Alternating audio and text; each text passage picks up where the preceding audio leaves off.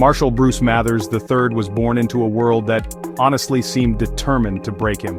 His early years were just a whirlwind of instability, moving back and forth between Missouri and Michigan with his mom Debbie. His dad left when he was just an infant, a ghost he would later chase and, well, condemn in his music. This absence carved a deep hole in his childhood, a void he'd spend years trying to fill with words and rhymes. Eventually, the family settled in a working-class, mostly black neighborhood near 8 Mile Road in Detroit.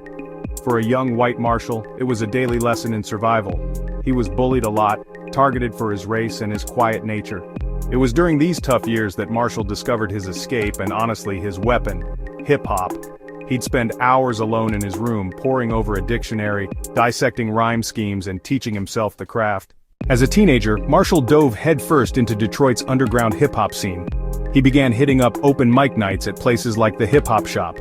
Race was a barrier, and he was often the only white rapper in the room, facing a skeptical, sometimes even hostile audience.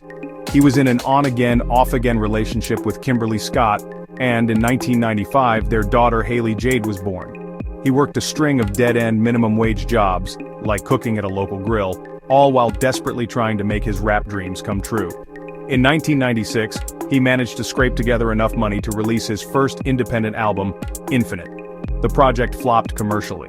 Local DJs dismissed it, saying he sounded too much like other popular rappers like Nas and AZ. He was fired from his cooking job just before Christmas, and feeling like a complete failure, he actually tried to take his own life.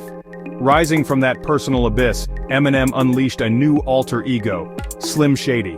This was the raw, unfiltered sound he'd been searching for.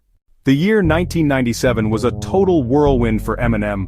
He traveled to Los Angeles to compete in the Rap Olympics, putting on a stunning lyrical display. An intern from Interscope Records got a copy of his demo tape, and, recognizing its raw potential, passed it up the chain. Dr. Dre saw a white kid on the cover and almost dismissed it, but when he actually listened, he heard something he'd never heard before. Their first studio session was legendary. Dre played a beat, and within minutes, Eminem had the concept for My Name Is. Released in 1999, the SlimShady LP was a cultural atom bomb. The lead single became an instant MTV staple. The album sold millions of copies and earned Eminem his first 2 Grammy Awards. Overnight, he went from a broke cook in Detroit to one of the most famous musicians on the planet. If the SlimShady LP was a warning shot, the MarshallMathers LP, released in 2000, was an all-out assault on the senses. The real SlimShady was a sarcastic takedown of pop culture and the hypocrisy of his critics. Perhaps the most impactful track was Stan, a chilling narrative about an obsessed fan whose letters go unanswered, leading to a tragic conclusion. The song added a new word to the cultural lexicon, forever changing how we talk about extreme fandom. The MarshallMathers LP shattered sales records, becoming the fastest-selling solo album in United States history at the time. However, the success came with an even greater storm of controversy. The album led to protests from GLAAD and women's groups. Following the success of the MarshallMathers LP and the film 8 Mile, which won an Academy Award, the pressure on Eminem became catastrophic. To cope with the stress, he developed a severe addiction to prescription medications, swallowing dozens of pills a day. The darkest period came in 2006 with the tragic death of his best friend and D12 group mate Proof, shot and killed outside a Detroit nightclub. In December 2007, he suffered a near-fatal overdose on methadone. Doctors told him he was just a couple of hours away from death. The road to sobriety was grueling. He had to completely relearn how to function without the chemical crutch he had relied on for years. He threw himself into a rigorous exercise regimen, replacing the addictive behaviors with healthier ones. In 2010, he emerged with recovery, largely abandoning SlimShady for raw, introspective, and ultimately triumphant storytelling.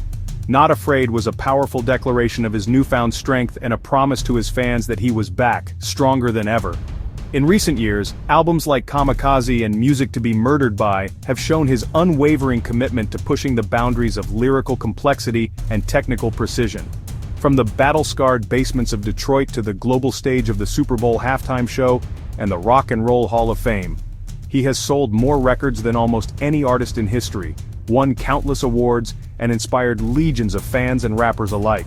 More than anything, he is a testament to the power of a single voice and a notebook, proving that a kid from 8 Mile with nothing but words could rise up, conquer the world, and change music forever.